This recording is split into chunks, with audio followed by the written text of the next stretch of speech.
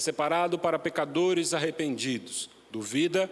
A cruz de Cristo foi injusta porque não havia nele pecado algum, mas o bandido crucificado ao lado dele tinha sua pena genuína pelo que fez, e ainda assim ele se arrependeu.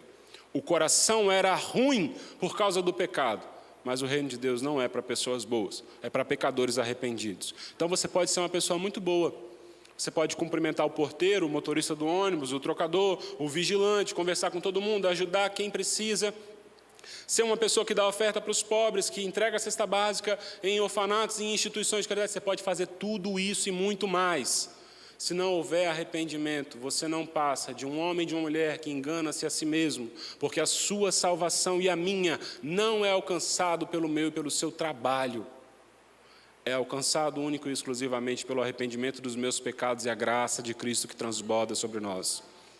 Quem dera se desse para comprar a salvação.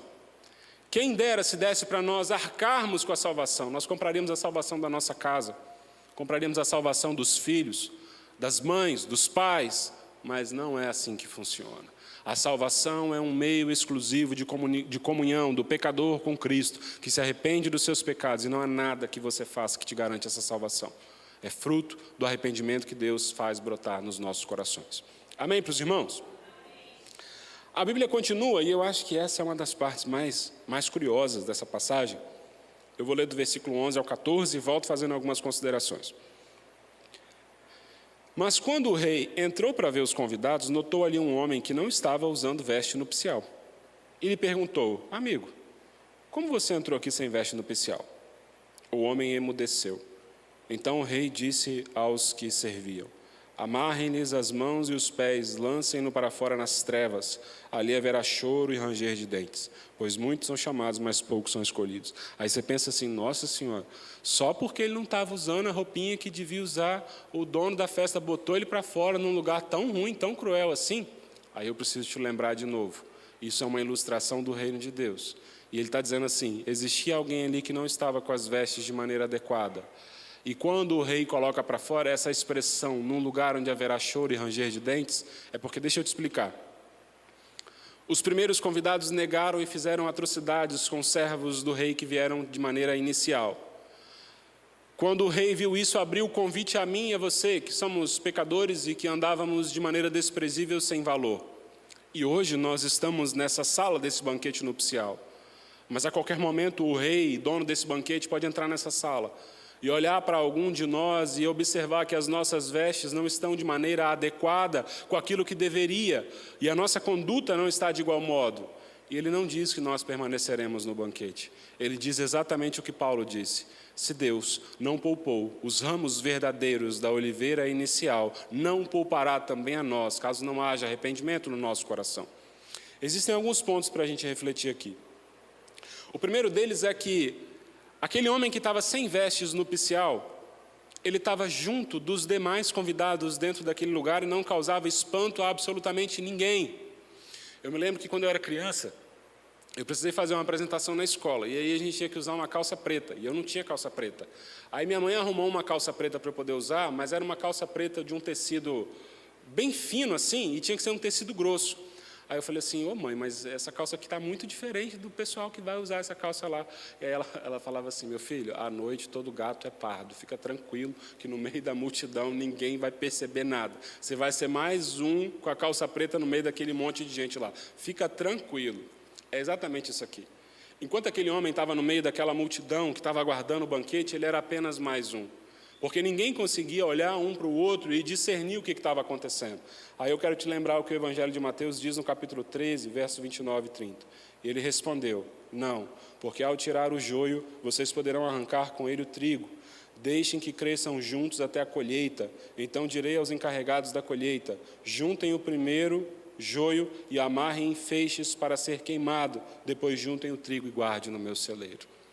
Quando nós olhamos para a igreja, nós não temos autonomia em nós mesmos de identificarmos quem é trigo e quem é joio, embora o testemunho muitas vezes grite.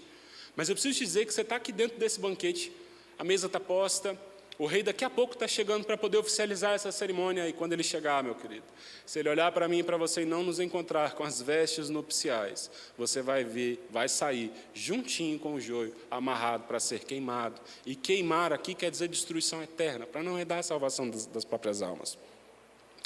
E aí eu lembro que na primeira vez que eu li esse texto, eu pensei assim, rapaz, eu imaginando só o rei no banquete ali, falei, rapaz, esse rei é mau, né? Poxa, ele mandou chamar o pessoal que estava em condição de rua, né? O pessoal que estava ali na esquina, que ninguém dava nada, botou para dentro.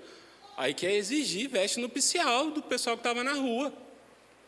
E o homem não tinha veste nupcial, ele bota para fora, no lugar de pranto e ranger de dente. Não, que rei ruim. Só que, nos tempos antigos, quando você convidava alguém para uma cerimônia nupcial, você dava as vestes. Aquele homem havia recebido as vestes para que pudesse entrar e participar, mas por algum motivo no coração dele passou a ideia de que ele não precisava daquelas vestes para que estivesse ali. E ele enganou a todos, enganou o porteiro, enganou os servos, enganou os seus semelhantes ali, mas não conseguiu enganar o rei. Esse homem que estava ali dentro e tinha recebido as vestes, mas não a utilizou, é aquele tipo de irmão, de irmã, que traz junto de si um comportamento. Eu me arrependi ao Senhor, mas isso eu não preciso mudar. Não, eu quero servir ao Senhor, mas eu quero servi-lo do meu jeito. Se não for desse jeito, eu não consigo. Se não for desse jeito, eu não faço. Meu querido, você está me enganando. Você está enganando quem está do seu lado. Mas na hora que o rei chegar para oficializar essa cerimônia, você não vai passar despercebido. O joio é muito parecido com o trigo. E talvez você está manifestando um comportamento de joio sem perceber. E é hoje necessário que os seus olhos se abram e que haja arrependimento no seu coração, para que a paz de Deus, que excede todo entendimento, invada o seu coração. Esse tipo de comportamento de pessoas que estão aqui dentro, mas que ainda não vestiram as vestes nupciais, pessoas que estão dentro da igreja, mas que ainda não deixaram-se ser lavadas, é o tipo de pessoa que vive, que busca viver sempre no limite entre o que é pecado e o que não é. Tomar uma taça de vinho é pecado? Enquanto a minha preocupação não deveria ser essa.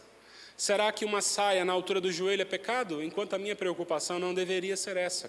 Conversar com outros homens e com outras mulheres é pecado, enquanto a minha preocupação não deveria ser essa, porque eu sei e eu devo saber que se em algumas dessas coisas há uma porta, por menor que seja, cabível a entrar o pecado no meu coração, eu preciso andar longe dela e não buscando entender onde são os limites para que eu ande sempre na beiradinha, para que eu estou num edifício alto, não tem parapeito, eu estou andando ali na quina, bem na pontinha, prestes a cair, estou confiando em mim mesmo e no meu equilíbrio.